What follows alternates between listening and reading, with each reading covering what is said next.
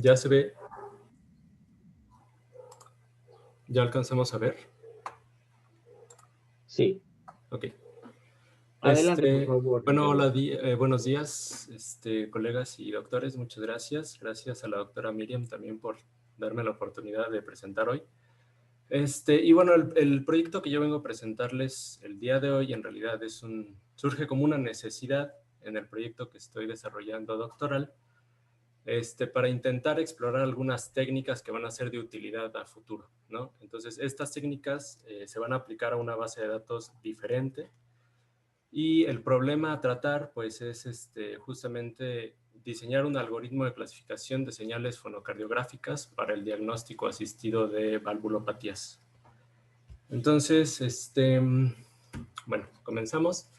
Las valvulopatías son enfermedades propias de las válvulas del corazón, donde la función de estas, pues, es permitir el paso de la sangre de una cavidad cardíaca a otra sin que haya un retorno sanguíneo.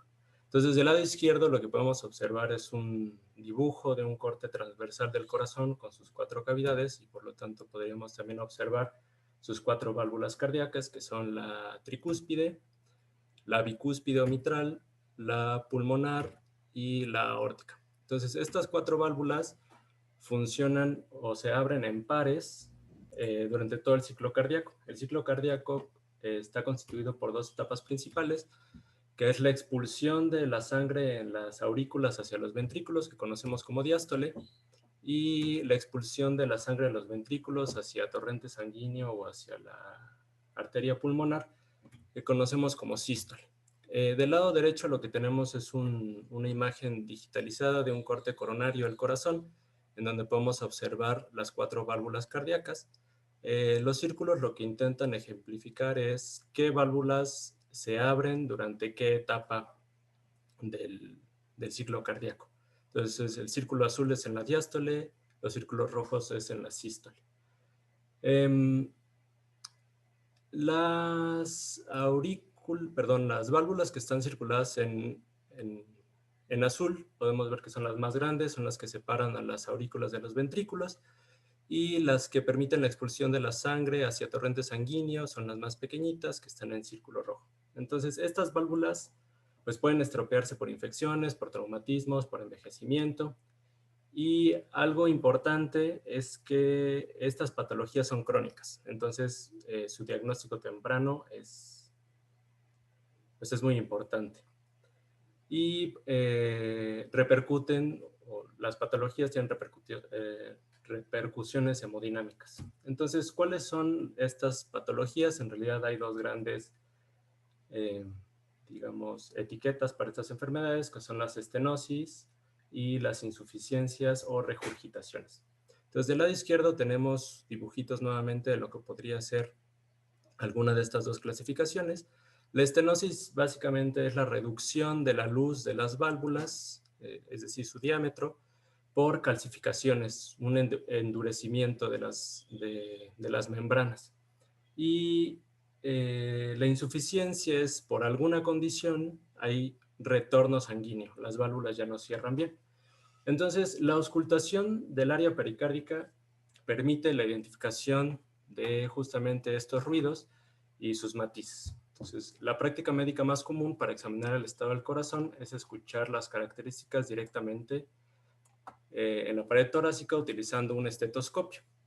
Esto porque, bueno, es muy conveniente, es no invasivo, es rentable. De manera alternativa, los sonidos cardíacos pueden ser registrados y digitalizados usando un estetoscopio electrónico, que básicamente es un estetoscopio con un micrófono, y luego esta gráfica es interpretada por el cuerpo médico. En ambos casos, la precisión del diagnóstico depende de gran medida de la habilidad del médico y su experiencia, y por lo tanto es subjetivo. Como ejemplo, quisiera nada más que viéramos este registro, que tiene como, es un registro de un paciente que tiene estenosis aórtica. Como ya les había mencionado, la estenosis es el endurecimiento. Entonces, durante la sístole, que es la expulsión de la sangre, pues esta válvula se abriría rápidamente. Pero ya que está endurecida y su luz está reducida, pues el volumen sanguíneo no cambia. Y entonces, como son procesos mecánicos, pues se espera que haya un sonido diferente ante el paso de la sangre, que además pues, de este flujo laminar, pues ahora se vuelve un flujo turbulento. Y entonces, pues esperamos que cada una de estas patologías tenga un diferentes rasgos o diferentes características, sobre todo espectrales, en diferentes marcos temporales. Entonces, para aliviar justamente o solventar la necesidad del diagnóstico, sobre todo de médicos primerizos, que está muy sujeto a a la subjetividad, pues como objetivo tenemos desarrollado un algoritmo para la clasificación de señales fonocardiográficas para el diagnóstico asistido. Y como objetivos particulares es el establecimiento de algoritmos de extracción de características y el estudio de los algoritmos de clasificación más apropiados en función de las características que hemos extraído. Y bueno, como en este problema en realidad no es un problema, es un problema vigente. Todos los problemas médicos en general siempre se está buscando un mejor diagnóstico y un mejor sistema. Aquí tengo una tablita nada más para ejemplificar que desde, pues, en la bibliografía que hemos revisado, en realidad hemos visto artículos desde 1980 intentando analizar las señales fonocardiográficas. Aquí pongo desde el 2007. Y lo único que intento mostrar son los diferentes tipos de clasificadores que se han usado y las técnicas de extracción de características que se tienen. También estos artículos o estos trabajos mencionan que sus algoritmos tienen pues ya desempeños bastante altos. La mayoría no muestra precisión y recall, pero sí tenemos uno, que es el de Homer, en el 2019, que muestra una exactitud del 99%, precisión y recall también del 99%. Sin embargo, en muy pocos de estos trabajos realmente profundizan en la metodología y aunque mencionan las técnicas de extracción, creemos que no son lo suficientemente profundos en su descripción y hay trabajo por hacer. Entonces, bueno, la metodología que nosotros proponemos es una red neuronal profunda para clasificar a partir de los sonidos fonocardiográficos 4 valvulopatías comunes y condiciones normales.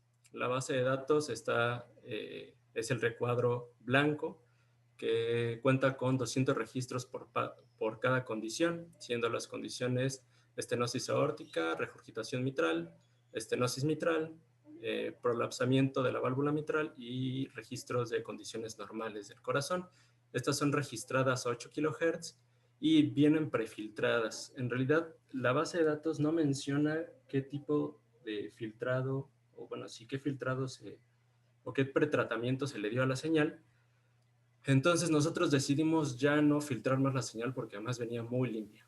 Entonces, lo que sí hicimos fue de manera manual segmentar la señal para tomar 2 ciclos cardíacos completos de cada paciente. Y a su vez, se segmentaron cada uno de estos segmentos de ciclos cardíacos en 12 de 512 datos cada uno. El ciclo completo son 6.144 datos. Y bueno, cada uno de estos se le extrajeron 2 características: coeficientes septrales en frecuencia MEL y energía a partir de la descomposición de la transformada wavelet. Estas características luego fueron metidas a una red neuronal convolucional y una perceptrón multicapa, y luego las salidas de estas redes fueron concatenadas y se metieron a una tercera red neuronal perceptrón multicapa en donde su última capa tenía la función de activación, una función softmax probabilística para que nos diga, perdón la redundancia, la probabilidad de pertenencia. Entonces, bueno, los coeficientes septrales del MEL en realidad es una técnica muy usada en el tratamiento de voz y la literatura menciona 7 pasos para el cálculo de estos coeficientes. El primero es un preénfasis de la señal. En realidad, ya que la voz tiene frecuencias mucho más altas que las registradas en la fonocardiografía, nosotros decidimos no utilizar este énfasis porque es para enfatizar frecuencias altas. Entonces, no lo aplicamos. Luego el encuadre, que como ya les mencioné, el encuadre son de 512 datos sin sobrelape. Luego un ventaneo. El ventaneo normalmente es la multiplicación de este encuadre por una ventana Hamming. Tampoco lo aplicamos porque la ventana Hamming, para quien no la recuerde, es muy parecida a una gaussiana, por lo tanto tendría una reducción de la señal en las colas, y como no tenemos sobrelape, pues habría pérdida de información, entonces no hicimos la multiplicación por la ventana Hamming. Luego a cada una de estas ventanas se le aplica la transformada discreta de Fourier para tener sus componentes frecuenciales principales. Y una vez teniendo esas componentes frecuenciales principales, se calculan una serie de filtros. Estos filtros son triangulares y se calculan, son equidistantes en frecuencia Mel. Entonces, lo importante es, teniendo las frecuencias máximas teóricas de tu señal, con teóricas me refiero en función a Nyquist, nosotros tenemos frecuencia máxima teórica de 4000 Hz. Eso se cambia a frecuencia Mel. Se calculan los filtros necesarios, en nuestro caso fueron 40 filtros de manera equidistante, y luego se regresan a Hertz. Y luego estos filtros se multiplican por los coeficientes calculados en la transformada de Fourier discreta. Y por último se aplica una transformada coseno discreta para regresar del espectro, del dominio de la frecuencia al tiempo. Esquemáticamente, lo único importante en realidad pues es el banco de filtros que se multiplica justamente por los coeficientes calculados por la transformada de Fourier, y obtenemos unos escalogramas de esta manera, en donde tenemos el número de filtros por filas y las ventanas por columnas, ¿no? Entonces tenemos aquí una representación temporal en coeficientes centrales de Mel, de la dinámica o del cambio de nuestra señal, ¿no? Entonces, ya que son cuasi imágenes, nosotros decidimos, por eso decidimos utilizar o explorar el utilizar una red neuronal convolucional. Además, pues nosotros también utilizamos la transformada discreta wavelet, que bueno, rápidamente una wavelet es una forma de onda de duración limitada y promedio cero descrita por esta ecuación, en donde tenemos los parámetros A y B. Estos parámetros son conocidos como dilatación y traslación, que pues, nos permiten escalar una wavelet madre y posicionarla o desplazarla. Entonces hay muchas wavelets madre. En este caso presento aquí, yo nada más muestro una morlet, que está dada por e a la j omega 0 t por e a la menos t al cuadrado sobre 2. Esta es una wavelet compleja, obviamente, y de este lado nada más muestro su parte real. Y bueno, la transformada wavelet puede ser comparada de alguna manera con la transformada de Fourier, en donde pues en la transformada de Fourier una señal puede ser expresada por sus armónicos, esto quiere decir una infinidad de senos y cosenos, mientras que en la transformada wavelet la señal puede ser expresada por una madre wavelet con diferentes escalamientos y posiciones. De manera continua, en esta integral, en la primera ecuación, los parámetros A y B son continuos, pero si discretizamos estos valores como potencias de 2, siendo A0 igual a 2 y B0 igual a 1, entonces nosotros tenemos que la transformada discreta de wavelet se conoce como una de resolución, de un análisis multiresolucional, de multiresolución, perdón. Entonces, de esta manera nosotros obtenemos, en función del escalamiento, este tipo de escalogramas que tenemos aquí, en donde se puede observar el comportamiento discreto. Entonces, a cada uno de los niveles de descomposición de la transformada wavelet, nosotros lo que hicimos fue calcular su energía y obtuvimos, y luego su energía o este proceso, se reacomodaron las energías en función del nivel de descomposición por cada una de las ventanas. Entonces, aquí nosotros tenemos 7 ventanas, en realidad no son las 12 ventanas que yo les había mencionado, porque son los 7 niveles de descomposición y tenemos por cada ventana el nivel 7 de descomposición, el nivel 6 de descomposición y así sucesivamente para cada una de las patologías. Y como son vectorcitos, pues nosotros decidimos ahora utilizar una red perceptrón multicapa que muestro de este lado. Entonces, pues en realidad es muy chiquita, de hecho pude dibujarla. Esta es la red perceptrón, que tenemos los datos de entrada, luego una capa de 512 con función de activación ReLU, luego 128 sigmoide, 128 ReLU, tangente hiperbólica, ReLU y una última capa de 32 con función de activación ReLU.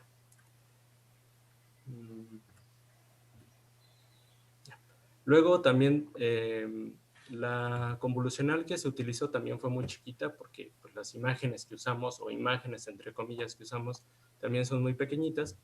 Entonces lo que tenemos es que la primera convolucional se aplicaron 32 filtros, luego una normalización de los datos, una rectificación, un max pooling, una segunda convolución por 64 filtros y una vectorización de los datos para luego entrar a otra perceptrón multicapa. ¿Qué más? Aquí creo que es todo. Y bueno, estos son los resultados. Entonces, aquí muestro la pérdida, la exactitud, la precisión y el recall de los datos de entrenamiento y validación en función de las épocas. Las líneas continuas son durante la validación y las punteadas durante el entrenamiento. Pues esta red profunda que se diseñó, pues tuvo bastante buen desempeño. Lo que podemos observar es que llega a la estabilidad más o menos como en 40 épocas. Y pues, el precision y recall de los datos de validación se sobrelapan con un valor promedio de 93% con los datos de validación. Luego utilizamos los datos de prueba y aquí les muestro la matriz de confusión y el precision recall y el puntaje F1 para cada una de las patologías.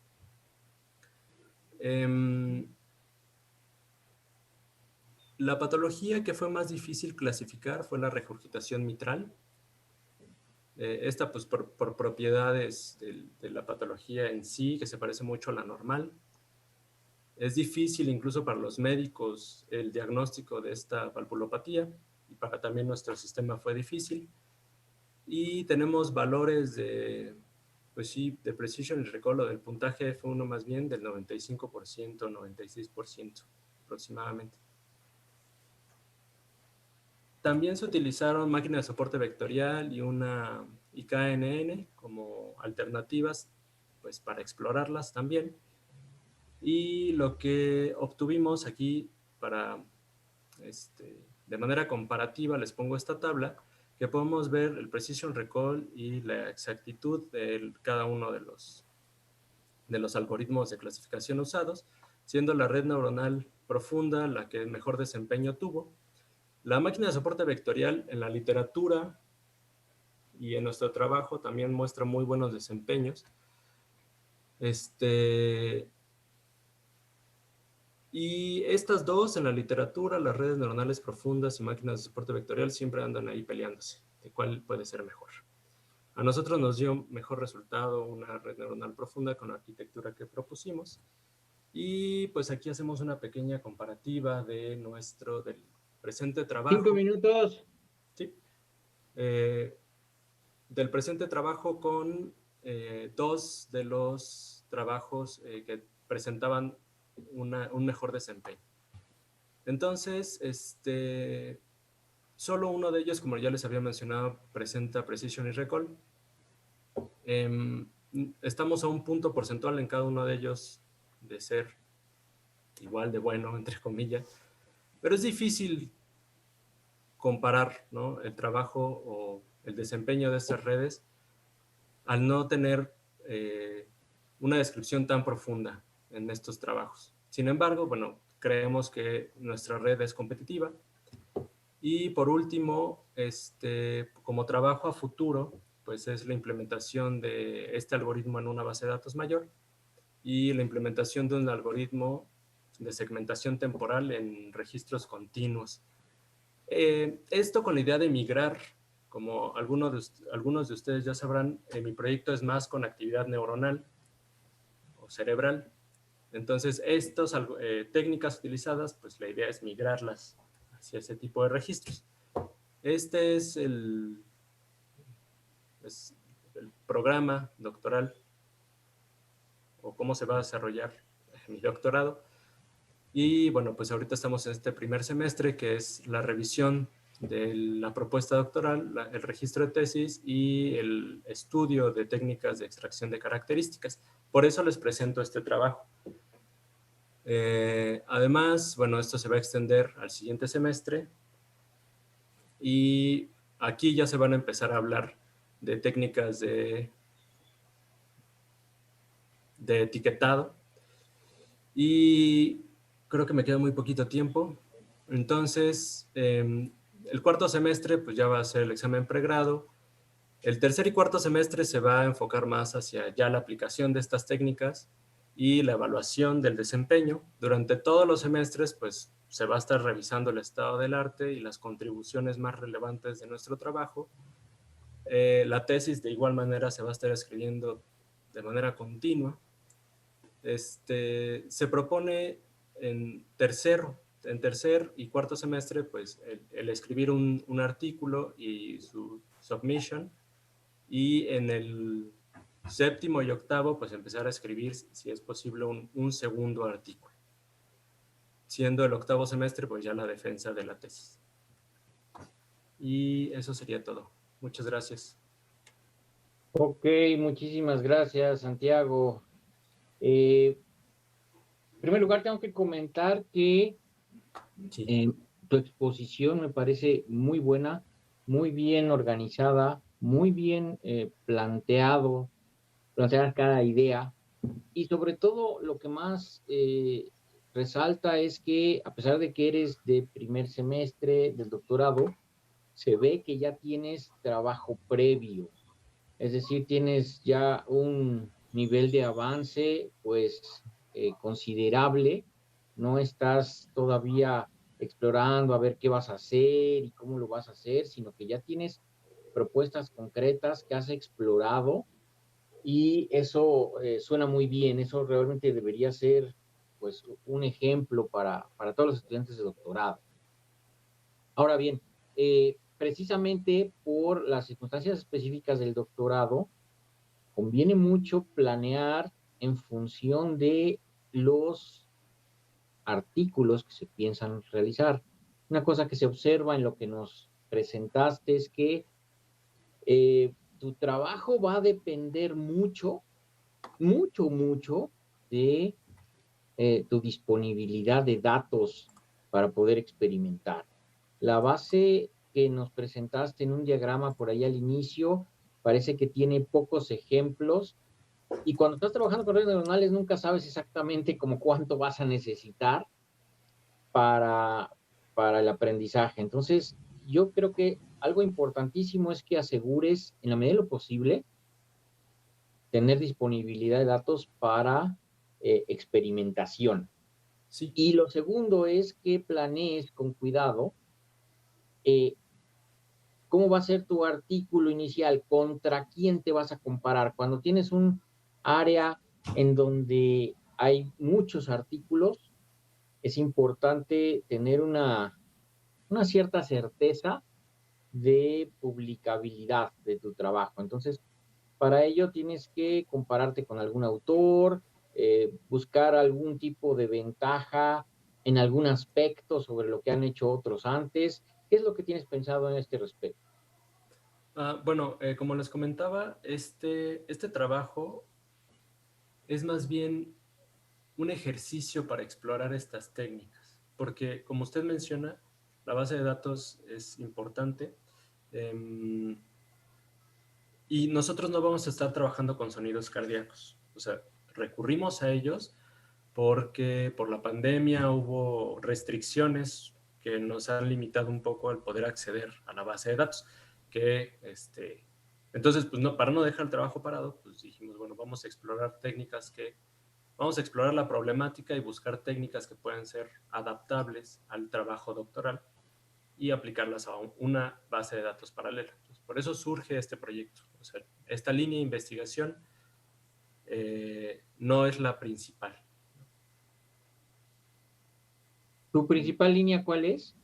Es el tratamiento de registros de actividad neuronal en patologías, en neuropatologías.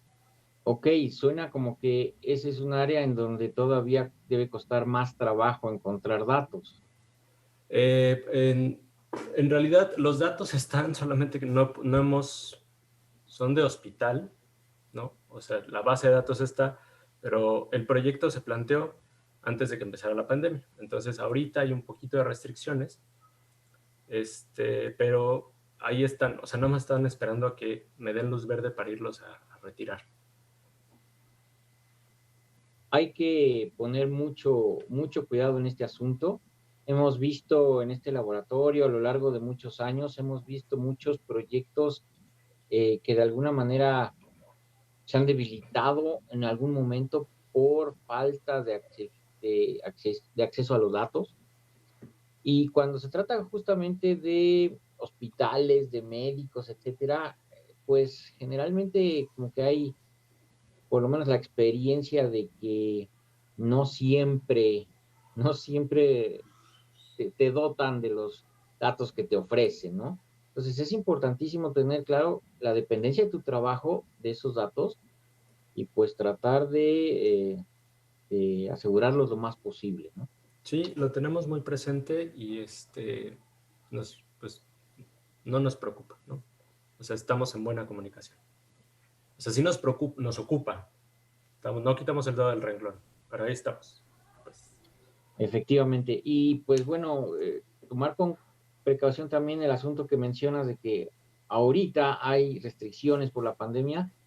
El asunto se puede complicar, se puede extender más, suficiente como para que por lo menos estropee o cause problemas para tu presentación de examen predoctoral. Entonces, nuevamente tómalo en cuenta. ¿Ok? claro que sí, doctor. Muchas gracias. Dicho eso, pues abrimos entonces la discusión. Veo que por ahí está levantando la mano el doctor Iram, pero pues adelante Iram y en general todos adelante, por favor.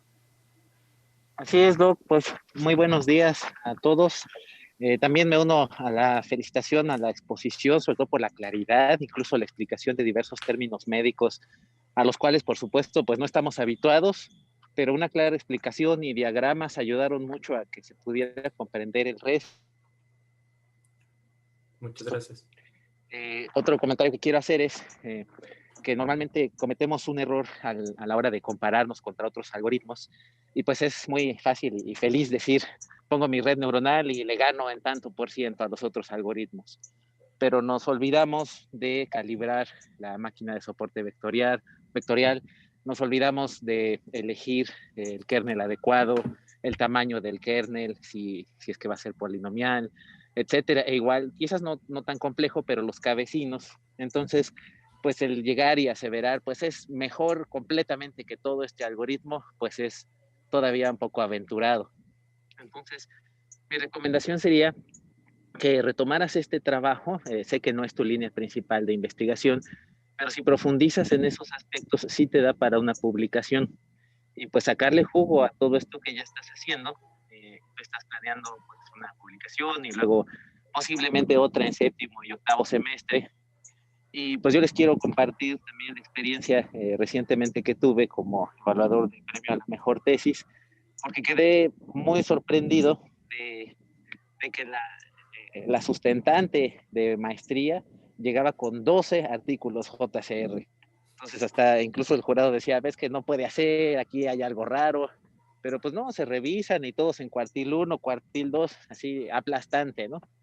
Entonces yo creo que pues sí hay que fijar las metas bien altas y ya si logramos uno o dos, pues que sea lo menos que logramos, pero desde un principio sí fijarnos una meta alta porque Por ejemplo, en este caso, pues yo veo una muy buena capacidad de investigación, de exposición de los temas, entonces pues hay que aprovechar eso, ¿no? Hay que darle muy duro, la cosa se está poniendo muy competitiva, no solo en el país, sino también allá afuera, y pues en este caso a defendernos con muchas publicaciones, ¿no? Y empezar desde ahorita, empiezas con el pie derecho, y pues bueno, este era mi comentario. Muchas gracias, Doc. Sí, tienes razón. No lo soltaré. Gracias. Muy bien. ¿Más?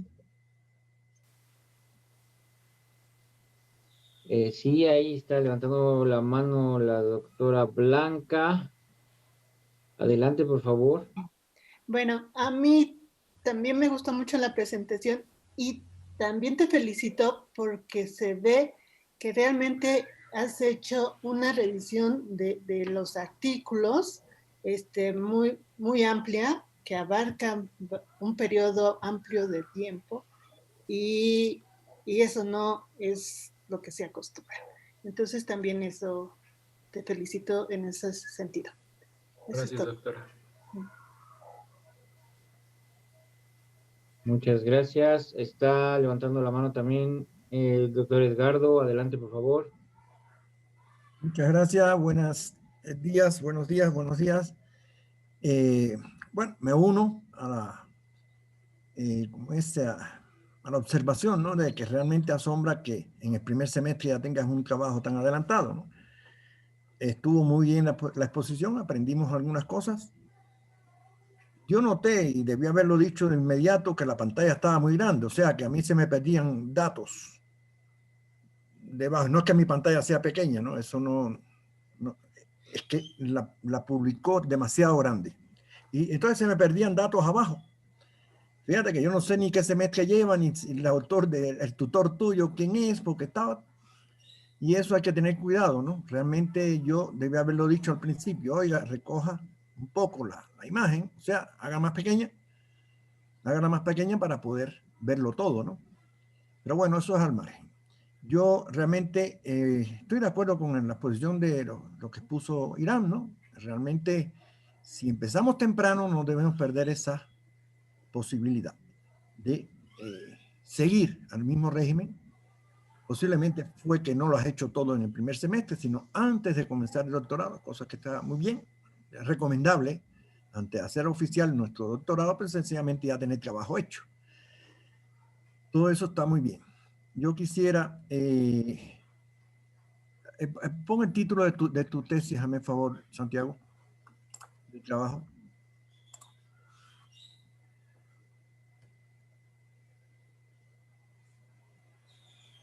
Tienes que compartir la pantalla porque no la tengo. Ay, perdón. Sí.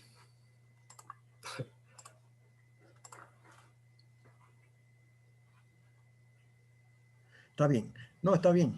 Era para ver la generalidad. ¿No ves ahí? Dice Santiago Flores Alonso. No sé quién es tu tutor porque está por abajo. Está muy tirado abajo. Vaya, la pantalla está muy grande, vaya. Lo que muestras. Entonces, eso es una dificultad. Ve al final, por favor, al programa.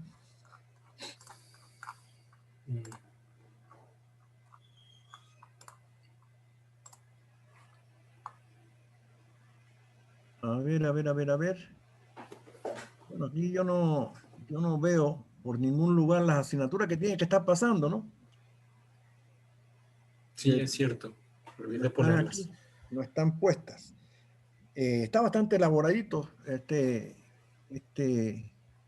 programa, pero bueno, te faltó eso.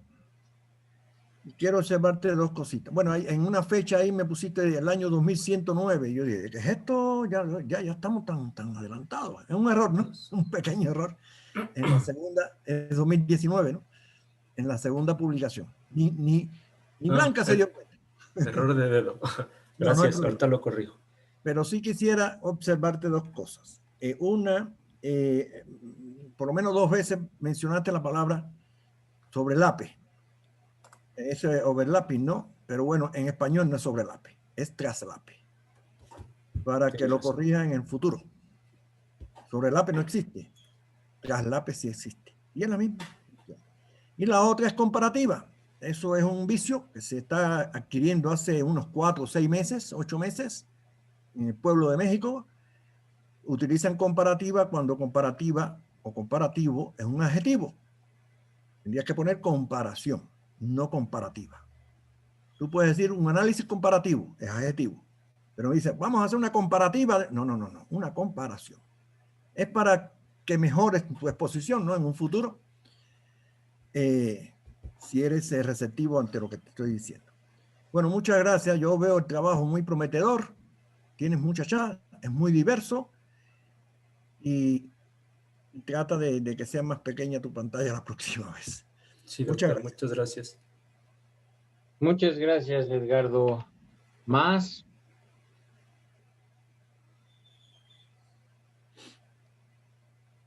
Sí, está levantando la mano Cristian. Adelante, Cristian, por favor, no hay problema. Gracias, doctor. Hola, Santiago. Bueno, tal vez no está de más sí felicitarte. Fue una exposición muy clara. Y también, como mencionan todos, pues se ve que ya tienes trabajo. Lo más probable es que hayas empezado a trabajar antes de empezar el semestre, lo cual está muy bien. De las observaciones que hizo el doctor Edgardo, ya tenía algunas esas sobre lape y traslape. Tal vez si no quieres usar traslape o sobrelape, también superposición podría ser. No sé si aplique o no. Y no, en cuanto a la presentación, tal vez cabría que enumeraras las diapositivas. Por lo general se recomienda, el doctor Iram también, recomiendan enumerar las diapositivas, justamente para poder hacer referencia cuando se tienen observaciones.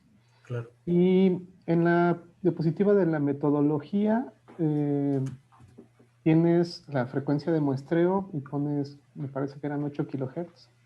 Nada más hay que tener cuidado, los prefijos, esa K de... Es minúscula. Es minúscula, así es. Sí, me equivoqué. Y ya en cuanto a unas preguntitas, en el perceptrón multicapa, ¿por qué elegiste esa alternación de funciones de activación entre ReLU y tangente hiperbólica y sigmoide? ¿Hay alguna razón? ¿Por qué no todas ReLU o por qué no todas sigmoide? Bueno, toda ReLU pues se reduce, o la red se reduciría al desempeño de una red de una sola capa, ¿no? O sea, al menos tenemos que meter algo de no lineal por ahí. Y... ajá, perdón. Perdón, es que la ReLU es no lineal, justamente. Pues eso que mencionas no aplica para la ReLU. Pero es rectificación lineal, ¿no? Sí, el nombre, pero realmente es una función no lineal. Si aplicas la definición de linealidad, no la satisface. Justamente porque pierdes la mitad de la información cuando son negativas. Bien, lo voy a revisar, porque entonces, según yo, era lineal. Ese era el argumento, pero pues ya, Okay.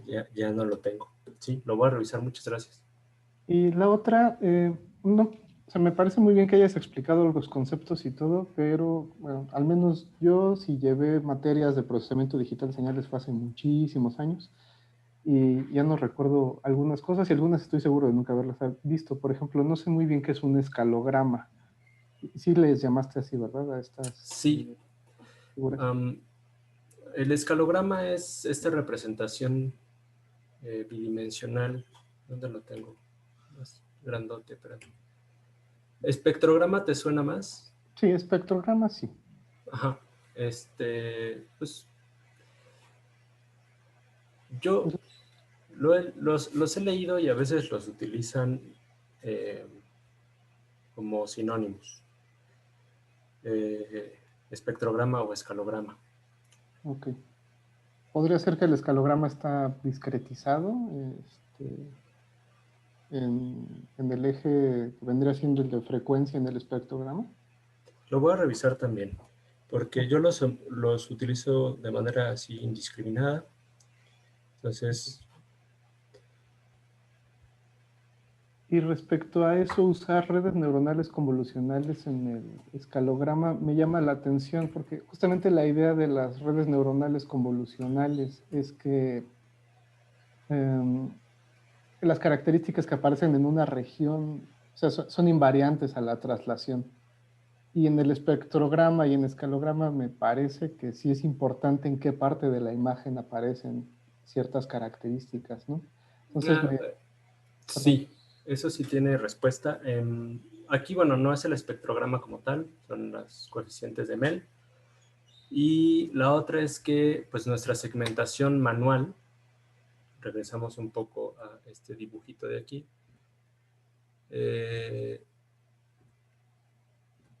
nuestra segmentación manual, aquí está, pues es manual. Entonces, tanto al principio como al final, pues había, pues sí, podría haber desplazamiento en la señal, ¿no? O sea, no es preciso el corte. Entonces, pues esto que mencionas, pues sí se ve en la matriz de coeficientes que obtenemos, que si las zonas de mayor información se ven desplazadas a veces, ¿no? Entonces, creo que justamente también las convolucionales nos ayudaron un poco a mitigar este error humano, entre comillas, de la segmentación. Ok, gracias. Creo que había entendido mal entonces. Pensé que usaban el escalograma, porque incluso mencionaste que era una como pseudoimagen, ¿no? Sí, esos son los coeficientes septrales. Los Ok. coeficientes septrales fueron los que se metieron a la convolucional.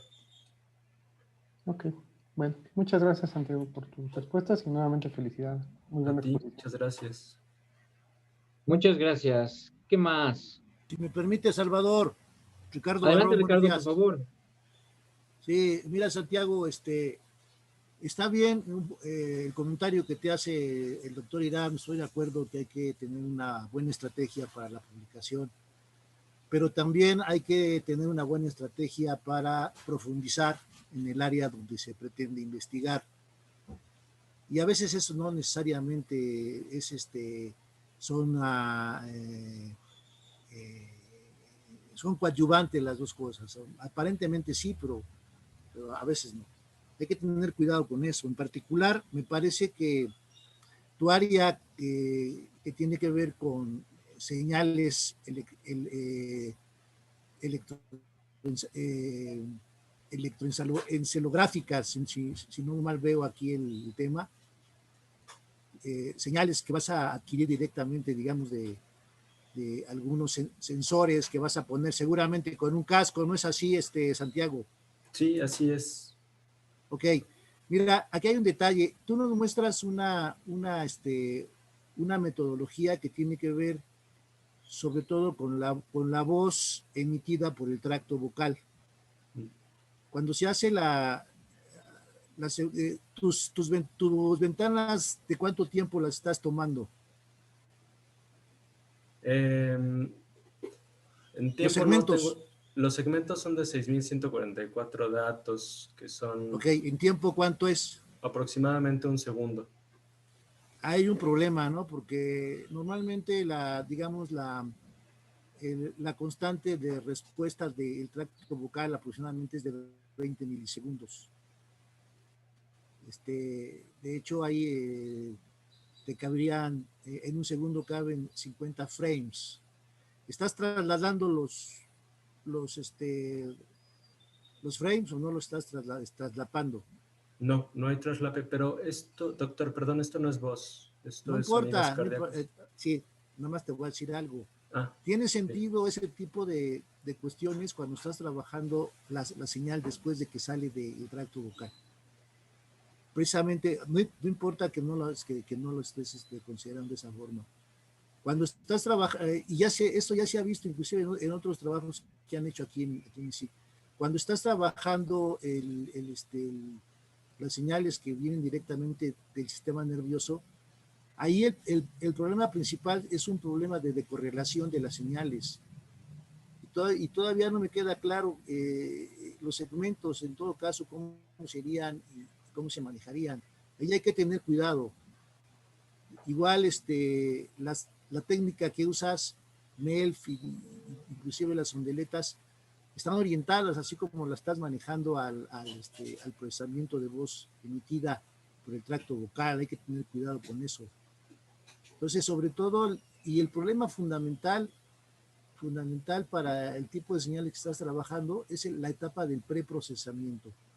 Limpieza y de correlación de las partes más importantes. Ahí es donde está el punto clave. Porque puedes encontrar resultados, pero no tiene mucho sentido si no hay una buena, si no hay una buena base, digamos, fenomenológica respecto al tipo de señales que estás trabajando. Ahora, la pregunta que te hacen del escalograma, el escalograma es equivalente, la escala, el inverso de la escala es equivalente a la frecuencia. Sí. Son equivalentes, pero no es lo mismo. O sea, si estoy trabajando una frecuencia muy pequeña, hay una relación con frecuencias altas en la señal. ¿Estás de acuerdo con eso, Santiago? Sí. Sí, entonces, es importante que esos conceptos pues, te queden claros. No es lo mismo, pero es equivalente. Más o menos puedo tener una idea de cómo anda la frecuencia si veo la parte del inverso de la escala. ¿Se puede? Sí, se puede, pero es que hay que tener claro que no es lo mismo. ¿Vale? Ok, muchas gracias. Digo, sí. Se puede tomar como equivalente, pero no es lo mismo. Entonces, igual, tú nos presentas un artículo prácticamente acabado. Esencialmente, ese trabajo que nos estás presentando es un trabajo como la propuesta del doctorado, ¿o qué nos estás presentando, Santiago? Independientemente de que esté bien presentado, ¿qué nos estás presentando, Santiago? Pues como parte del programa que también se presentó durante la defensa del proyecto en el proceso de aceptación, está descrita la exploración de técnicas para el tratamiento de señales.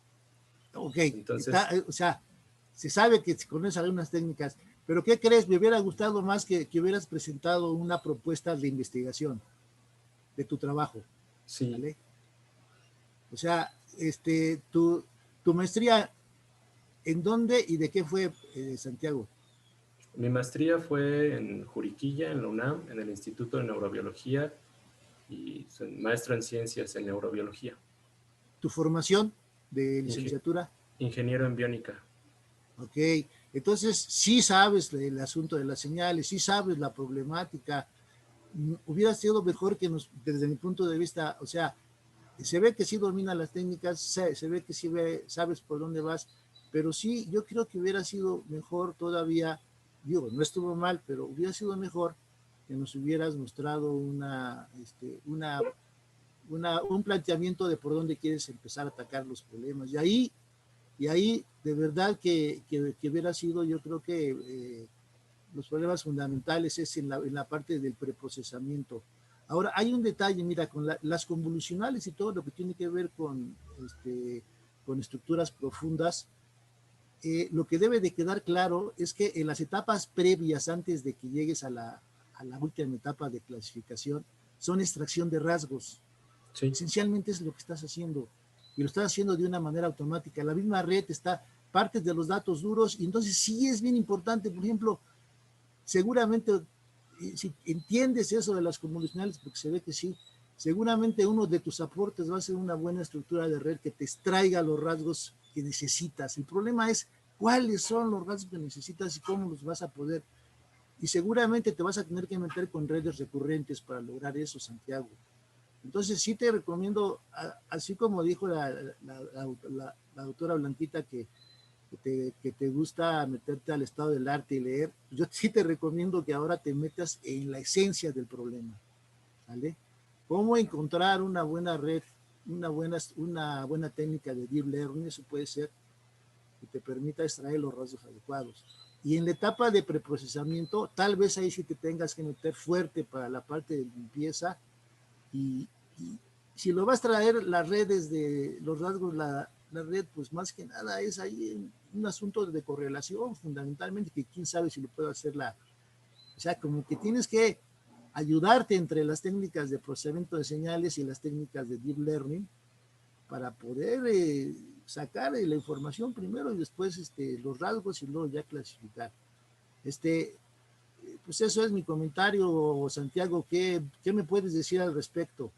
Sí, bueno, con respecto Tengo un par de diapositivas sobre el tipo de señales que nosotros vamos a registrar y por qué, o que están registradas y por qué estas técnicas de extracción o del dominio de la espectral pueden funcionar, pero simplemente quiero decir que estoy de acuerdo. O sea, a mí me hubiera también encantado poderles haber presentado el proyecto de investigación que propuse.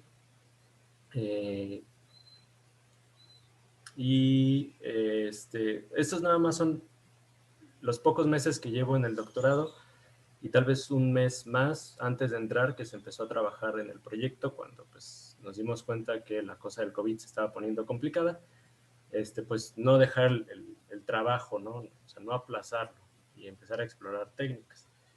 Entonces, estoy de acuerdo también con la parte de procesamiento y la naturaleza de las señales. El preprocesamiento no me preocupa tanto porque lo he estudiado, pues en la maestría lo estudié bastante. Y con respecto al tipo de señales que se pueden estar registrando en la actividad neuronal, bueno, quisiera nada más poner esta diapositiva. Cuando nosotros registramos actividad neuronal en cualquier nivel, ¿qué quiero decir con nivel? Quiero decir a nivel de célula única, a nivel de campo local o a nivel de electroencefalografía, es decir, sobre cuero cabelludo, se tiene una señal que es la sumatoria espaciotemporal de toda corriente generada en el cerebro, no solo potenciales de acción, sino también corrientes de inhibitorias, excitatorias, en fin. Y ya que el cerebro pues, es 75% agua, pues es altamente conductivo, y todas estas señales se propagan, y cuando las registras en alguno de los electrodos, pues puedes registrar tanto actividad de alta frecuencia, que es la actividad neuronal. Sobre cuero cabelludo ya no se ve actividad neuronal, pero en regiones o con electrodos más profundos sí. Y señales de muy baja frecuencia, que pueden ser de máximo, se les llama frecuencias gamma, que están como mucho a los 120 Hz. ¿No? Ondas lentas. Entonces, este contenido espectral, cuando hablamos de células únicas, no podemos hablar de frecuencias, tenemos que hablar de dinámicas poblacionales, que es algo que pues, no formaba parte de las técnicas que ahorita presenté, pero sí la parte de la extracción de características espectrales de frecuencias bajas. Estas ondas lentas que se presentan en el cerebro son básicamente la coactivación de múltiples áreas y como bien menciona hay una correlación. Entonces sí tengo presente toda la problemática. No es sencilla, como usted menciona, y todavía tengo mucho por estudiar. Y le repito, al siguiente semestre abordaremos esos problemas y nos divertiremos otro poco. Sí, mira, sobre todo porque se trata en tu caso, de detectar algunas singularidades, algunos eventos peculiares en las señales. Sí. Y esos eventos seguramente están enmascarados por una serie de, como tú dices, de señales que se están superponiendo. Entonces, en realidad, tu problema es un problema muy, muy interesante de reconocimiento de patrones. Sí. Pero patrones que ocurren en el tiempo y que están enmascarados con otras situaciones. O sea, eso está muy interesante, ¿eh? O sea, y yo lo veo así como que más que con redes convolucionales, bueno, tal vez, pero más que nada con redes recurrentes, ¿eh? Y con redes que ahora están saliendo, el Geometric Deep Learning, te vas a tener que meter en algún momento con ese tipo de cosas, con cosas más avanzadas. Bueno, pues mucha suerte, Santiago, ¿eh? Está muy interesante tu trabajo, muy desafiante. Muchas gracias, Salvador. Gracias a todos. Gracias a ti, Ricardo. Bien, por supuesto, siempre en estos casos, siempre, pues en algún momento pregunto si hay algún comentario de él o los directores. Pero antes de hacer eso, antes de preguntar si René tiene algún comentario, quisiera volver a insistir en si hay comentarios por parte de los participantes de maestría, de los estudiantes de maestría, sobre todo semestres bajos. Es importante que notemos su participación, que la participación les sirva a ustedes mismos para crecer, para desarrollar habilidades de presentación en público, de análisis de presentaciones, en fin. ¿Algún comentario entre estudiantes de maestría? Bueno, Respuesta no, bueno. equivocada. ¿Quién? Hola, doctor. Soy Héctor Juárez. Adelante, por favor. Yo tengo una duda sobre la etapa de ventanilla que ocupaste. Sí. Básicamente usaste una ventana rectangular si dices que no usaste una ventana de Hamming. Ajá. Supongo que sabes un poco de los efectos que tiene en la frecuencia. Sí, Mi duda es por qué usaste esta ajá, ventana y hay no la ventana. escurrimiento. Sí, justamente nos aventuramos. O sea, conocemos la problemática de esta ventana y el escurrimiento frecuencial, pero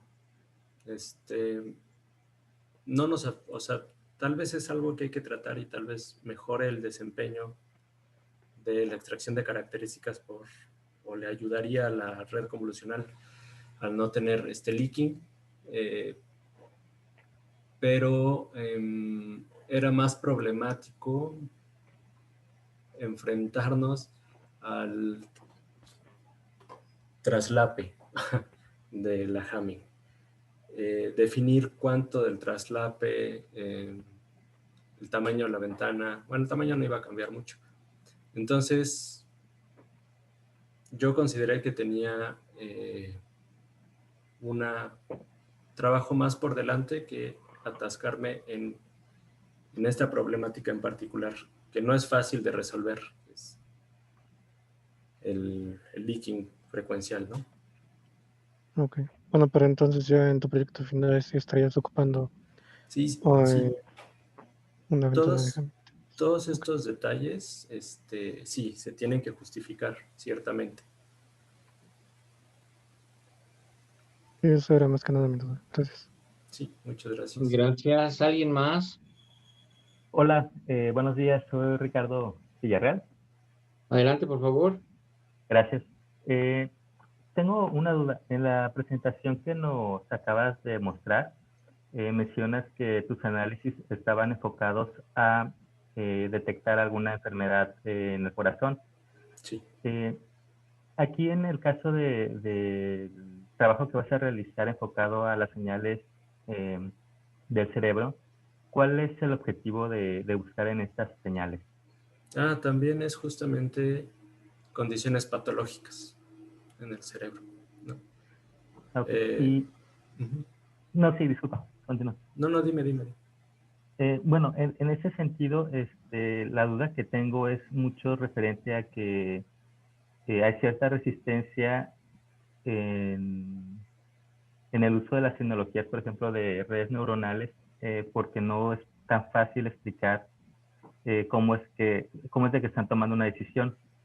En ese sentido, quería preguntarte si has considerado este factor para que pueda ser aceptado más fácilmente el resultado de tu trabajo. ¿Cómo explicar el resultado que dé tu red neuronal? Sí, bueno, en el sentido del modelado, pues tenemos como 3 etapas, ¿no? O 3 problemas a atacar, ¿no? El qué está haciendo tu sistema, cómo lo está haciendo y por qué lo está haciendo de esa manera. Estas primeras 2 partes, el qué hace y el cómo lo hace, pues es justamente la parte de clasificación y predicción. Luego, el por qué lo hace ya es la explicación de por qué del sistema en sí. Y pues sí se quiere llegar a esa parte, ¿no? Dar una explicación. Es un problema médico en realidad, ¿no? Que todas las neuropatologías son muy difíciles de explicar. Entonces, ahorita estamos más apostando a la predicción sobre la explicación. No sé si respondí tu pregunta. O sea, no me preocupa tanto explicarlo, sino poder clasificarlo y predecirlo de la mejor manera posible.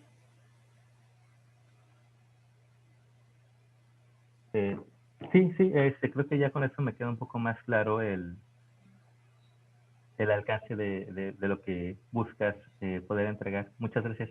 Gracias. Gracias. Efectivamente, yo creo que es muy interesante y sería bueno que incluyeras algo de eso en tu siguiente presentación, el siguiente semestre. El área de medicina es una de las áreas que más fuertemente se ha apegado a lo que se ha dado en llamar la inteligencia artificial explicativa, ¿no? O con explicación. Y ahí es un área en donde,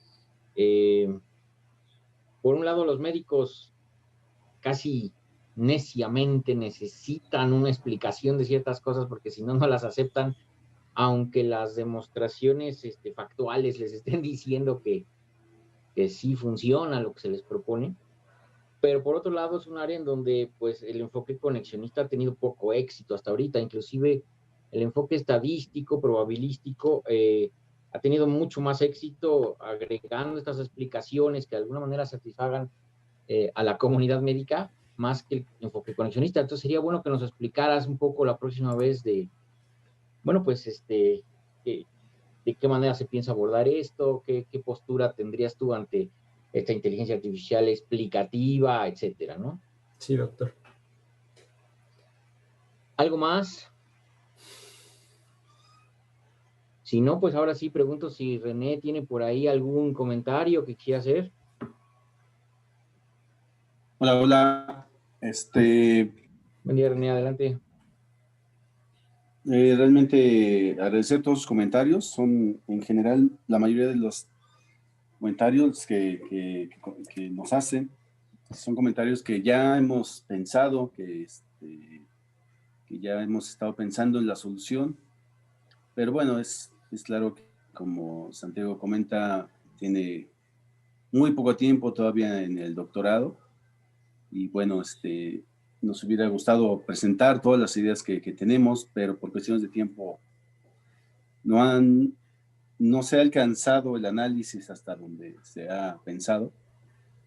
Pero bueno, creo que se va por un buen camino.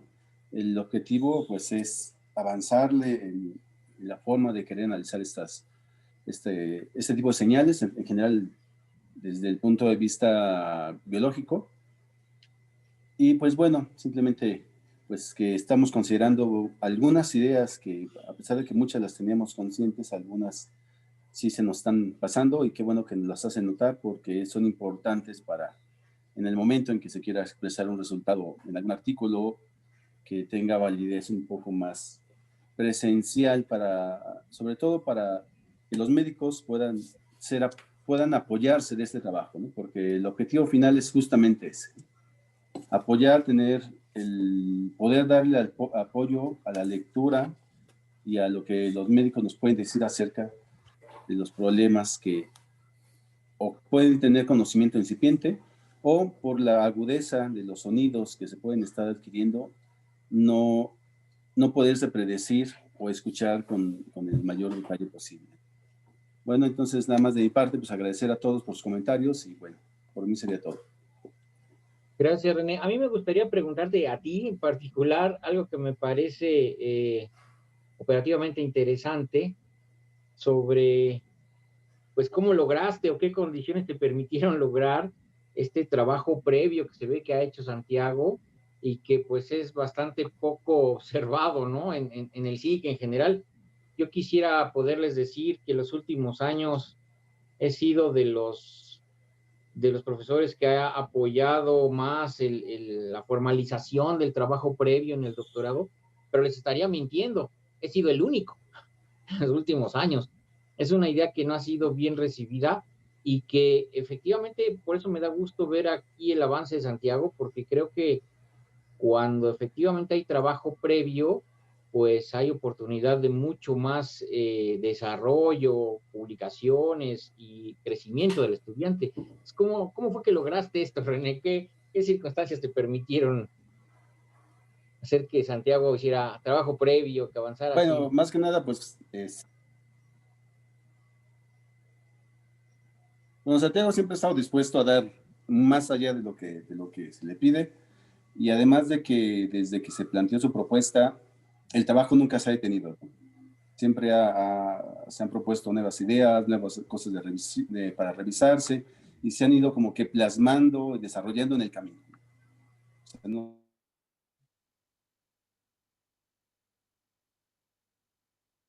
Creo que te congelaste, René. No, parece que perdimos a René, ¿verdad? Ok, ya regresé, algo pasó. ¿Ya me escuchan? Ahí está, sí. Sí. Ok, bueno, fue más que nada, pues, desde que Santiago traía una idea muy, muy concisa de lo que quería ya realizar. Y pues bueno, desde que se planteó el protocolo, se ha estado abordando los temas y a su vez se han estado generando, digamos que las conclusiones de cada una de las propuestas que se han estado pues realizando, ¿no? De manera que pues ha sido un trabajo continuo, no ha sido un trabajo con objetivos a pasos, sino que hay un objetivo final y prácticamente se ha visto hasta ese objetivo, ¿no? Hasta el último. Entonces, pues bueno, realmente es, como todos sabemos, es parte del trabajo, pues de las ganas que tengan los chicos de aprender y del tiempo también que estén dispuestos a pagarle para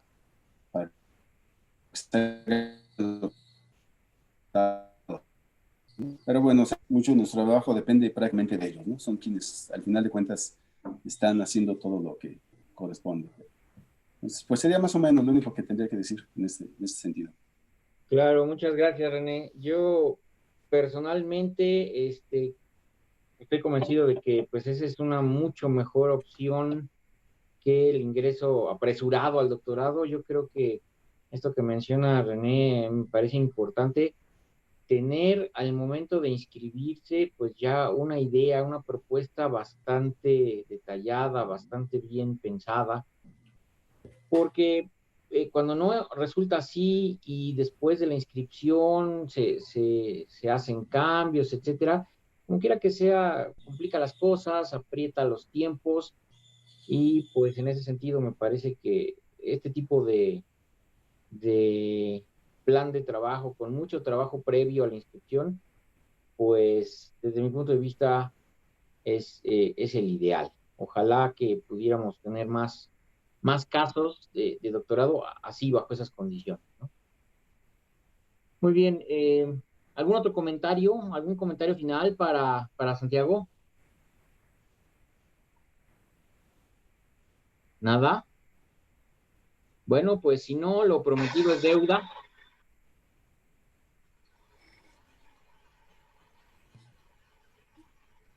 Muchas gracias, Santiago. Muchas gracias a todos por su presencia. Como saben, tenemos pasarela en un rato más, a las 12. Entonces, pues, vamos a terminar aquí nuestra sesión del día de hoy y nos prepararemos para nuestra pasarela. Muchísimas gracias a todos y hasta la próxima semana. Gracias a todos, suerte. Muchas gracias. Gracias por sus amables comentarios. Gracias. Hasta luego. Bye. Hasta luego. Bye. Hasta luego.